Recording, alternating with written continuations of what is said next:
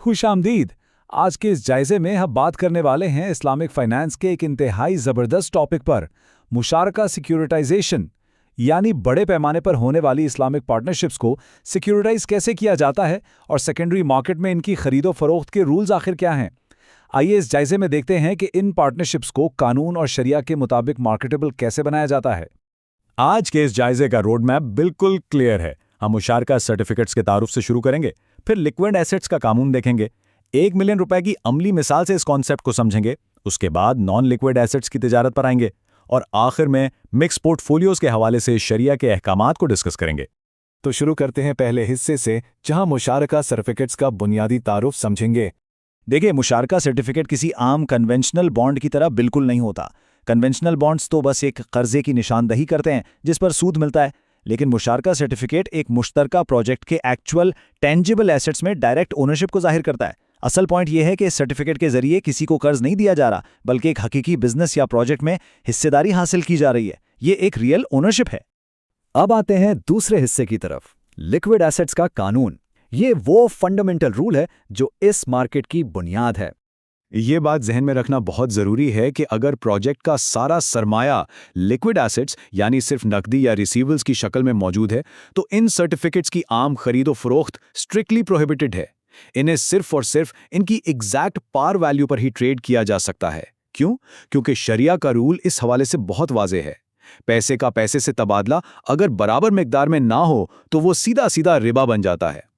चलिए तीसरे हिस्से में इसे एक अमली मिसाल से समझते हैं, 1 मिलियन रुपए की मिसाल।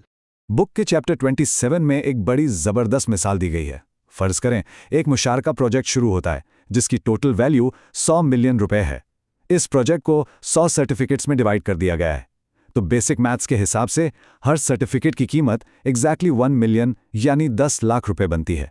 ये मिसाल हमें यह समझने में मदद देगी कि मार्केट में ट्रेडिंग आखिर होती कैसे है। यहाँ 2 चीज़ें समझना अहम है। एक है पार वैल्यू जो कि ठीक 1 मिलियन रुपए है, और दूसरी है मार्केट वैल्यू जो मार्केट डिमांड के हिसाब से ऊपर नीचे होती रहती है। अब तसव्वुर करें कि वो 1 मिलियन रुपए अभी तक प्रोजेक्ट में खर्च नहीं हुए और कैश की शक्ल में बैंक में पड़े हैं, तो क्या इस सर्टिफिकेट को मार्केट में 1.2 मिलियन में बेचा जा सकता है? बिल्कुल नहीं, क्योंकि अगर कैश को ज्यादा कैश के बदले बेचा जाए तो ये प्योरली सूद है। अगर बेचना ही है तो इसे एग्जैक्टली 1 मिलियन में ही बेचना होगा। अगला हिस्सा, नॉन लिक्विड एसेट्स की तिजारत। यहां से सेकेंडरी मार्केट का असल खेल शुरू होता है। इन दोनों के दरमियान फर्क बहुत क्लियर है। एक तरफ है लिक्विड एसेट्स जैसे कि कैश, दूसरी तरफ है नॉन लिक्विड एसेट्स जिन्हें हम ठोस असासे कहते हैं, जैसे जमीन, हैवी मशीनरी या कच्चा माल। जब कैश इन फिजिकल एसेट्स में तब्दील हो जाता है तभी जाकर मार्केट ट्रेडिंग के रूल्स बदलते हैं। तो ट्रेडिंग का प्रोसेस क्या है? ये 3 आसान स्टेप्स हैं। पहले स्टेप में सरमाया जमा किया जाता है। दूसरा और सबसे क्रूशियल स्टेप, इस पैसे से ठोस नॉन लिक्विड असासे खरीदे जाते हैं। जैसे ही पैसा मशीनरी या जमीन में तब्दील होता है, अब ये सर्टिफिकेट कैश को नहीं बल्कि फिजिकल गुड्स को रिप्रेजेंट कर रहा है। और तीसरा स्टेप, अब इन सर्टिफिकेट्स को किसी भी अग्रीड मार्केट कीमत पर ट्रेड किया जा सकता है, चाहे वो असल कीमत से ज्यादा हो या कम, क्योंकि अब पैसा नहीं बल्कि एक हकीकी असासा बेचा जा रहा है। और अब हमारे जायजे का आखिरी हिस्सा, मिक्स पोर्टफोलियोज और शरिया। रियल वर्ल्ड केसेस में यही चीज़ सबसे अहम होती है।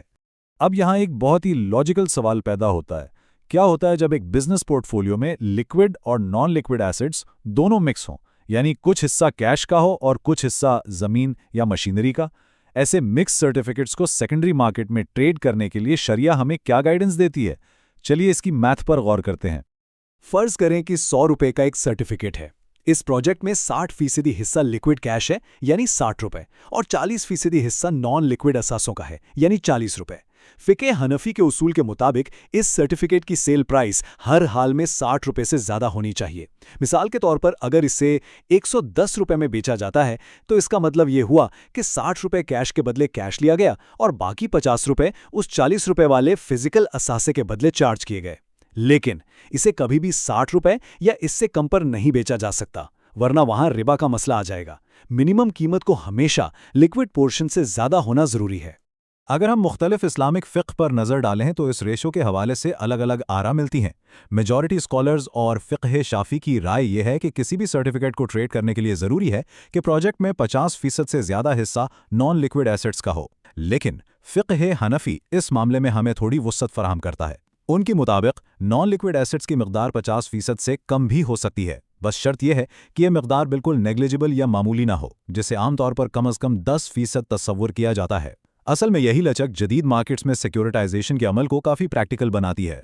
इस जायजे को वाइंड अप करते हुए इस अहम पॉइंट पर गौर जरूर किया जाना चाहिए, अगर सेकेंडरी मार्केट्स में रिबा से बचने के लिए फिजिकल असासों की मौजूदगी लाजमी शर्त हो, तो ये कानून जदीद मालियाती निज़ाम की स्टेबिलिटी को किस तरह तब्दील कर सकता है।